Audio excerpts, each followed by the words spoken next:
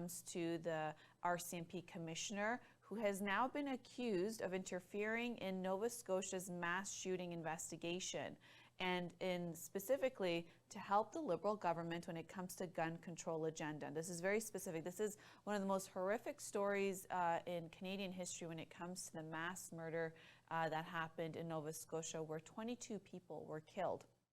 And if you recall, this was back in April 2020, where the gunmen just drove and started randomly killing people. And the biggest response from the public in that time frame has been, why did it take so long for the police to react?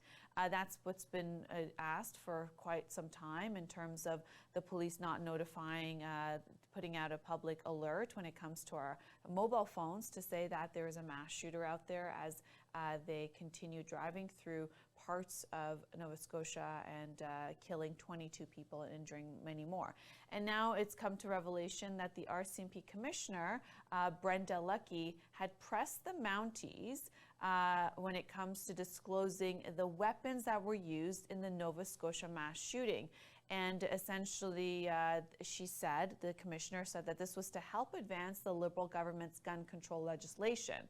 And this has been now unfolded in the public inquiry that's taking place of the shooting of 2020 in April. Now, this is significant because when it comes to this request by the commissioner, well, the Rcmp turned around and said, well, we're doing an investigation. And when we're doing an investigation in terms of the accused and where they obtained their weapons, if we are to disclose those details right now before the investigation is complete, then it will jeopardize what we're doing here and to be able to put a case together. And so this is very important, because what they're saying is that in an April 28th conference call that took place 10 days, which was after the worst mass shooting in Canadian history. So 10 days after 22 people were killed in this horrific incident that happened in Nova Scotia, Police Commissioner Lucki called the senior commander. And in this case, it's been said that she chastised him for withholding information about the guns used in the attack, and allegedly telling them that those details could be leveraged for the Prime Minister Justin Trudeau's gun control agenda.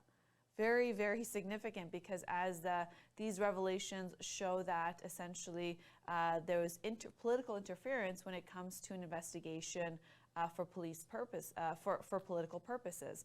This is not something essentially when a whole country's mourning this mass shooting, that 10 days after that you would call to interfere in an ongoing investigation for political purposes when it comes to what the federal government wants to do. So this is unfolding now. This is going to be a really big story. We're going to do a Y Media special report on this in terms of what took place that day when the shooting happened and what has followed up since then, and when it comes to Police Commissioner Brenda Lucki. And she's a very senior member as a police commissioner and as the Rcmp police commissioner.